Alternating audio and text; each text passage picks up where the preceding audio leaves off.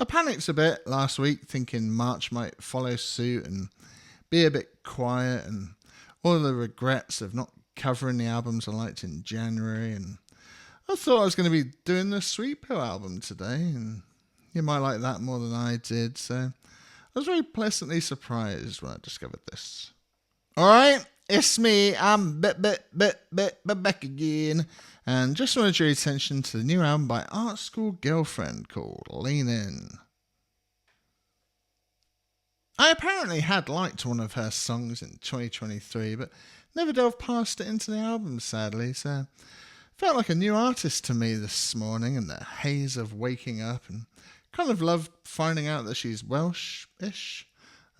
Looks like they've been making music of various forms for the last 15 years, which explains how well made this album is. What's on the menu today? I want a child. We got 10 tracks for you, running at 36 minutes. Starting with track 1, Doing Laps.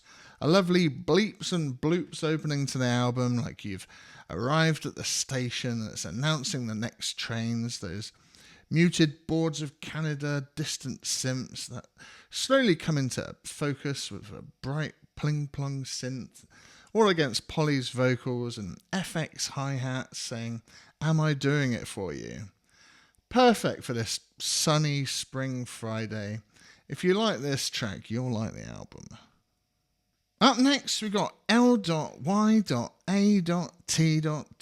It was the first single for the album, which came out at the end of September last year, which irks me a little bit. I really wish singles would release the same year as the album. It's a growing little personal pet peeve of mine, and in my opinion, this track thoroughly benefits from the hopeful spring summer of today, and will therefore just have me playing it for the next 6 months of summer rather than the dark 5 months of winter we just had. So I'm glad I didn't find it in the autumn.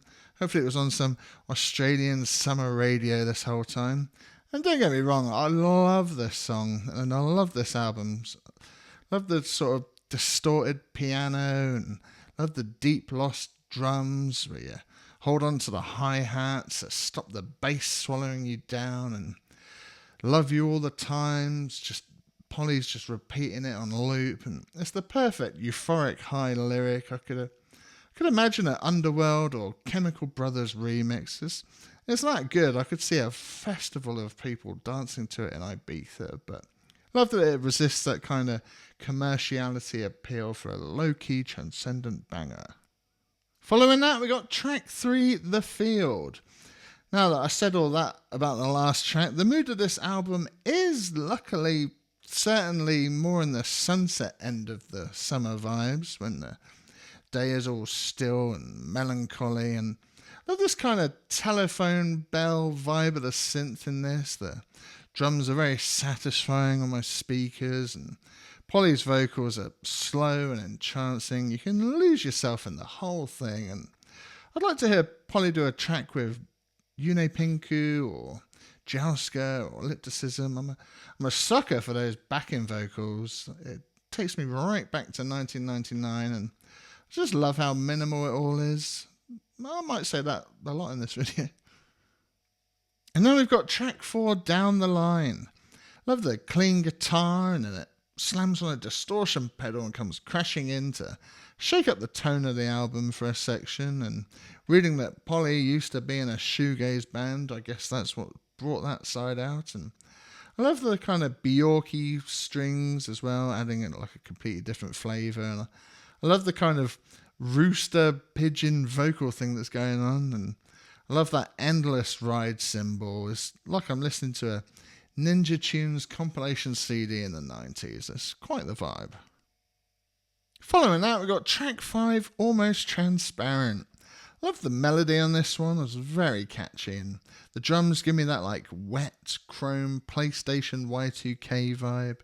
We weren't able to hold on to the hi-hats on this one though, so we start losing our grip and fall, and we sink under the water for a bit, but something saves us and we come right up again, and you can hear the waterfall that surrounds us as we gasp for air and take in the scenery as you you sit on the rock drenched and you think, oh, that was a close one.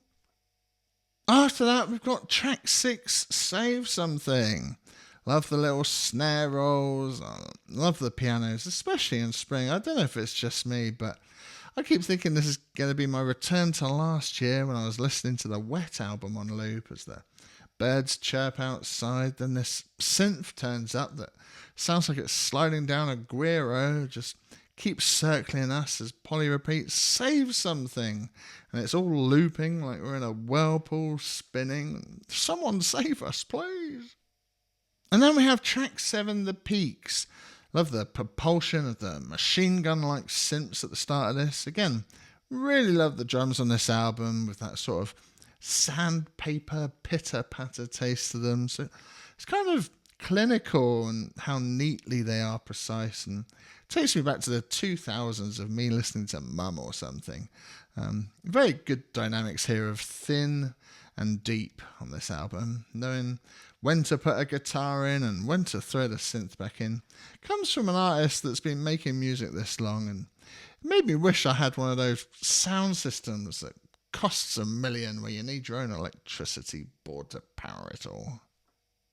Track 8 is Hope More, Hopeless. This is the second banger of the album. Again, love how restrained it is, and even with a big build-up section just hinting at that rave euphoria. And could definitely blast it differently live though by putting the synths more up front, but this suits my spring day better, just staring out of these windows at the sun, and definitely gives me a hint of that late 90s backpacker dance culture, but focuses more on the vocals and the pianos to keep it chill and laid back-ish, which is more my speed at 46. Also love the vocals and melody, they're really pretty. Up next is track 9, Lines. I have to say it again, the drums on this take me back to my days of listening to stuff like Funky Porcini, and I'm sure there are loads of others I could reference, but I just can't remember them right now. It's a downside to having 10,000 songs in your head, but you know, the usual down-tempo IDM vibes, which I'm sure Polly is probably inspired by as well. And it sparkles like that beach is on its way soon. Last and sadly least is track 10, Framer. The effects on the vocal and the rewind effects really suit this as an end to the album, and then the acoustic and the strings come in, and I felt sad that there just wasn't going to be any more songs, because I'd have loved to have heard 4 more acoustic songs. I really would. But that's it. Not one bad song on this thing. When the formula is this good with such a cohesive flow, you don't want an enjoyable ride to end, and I just wish there was more of it. And that is why it is my album of the week. So yeah, check that out. It's really good. And see you next week, hopefully. Got a few penciled in, so fingers crossed.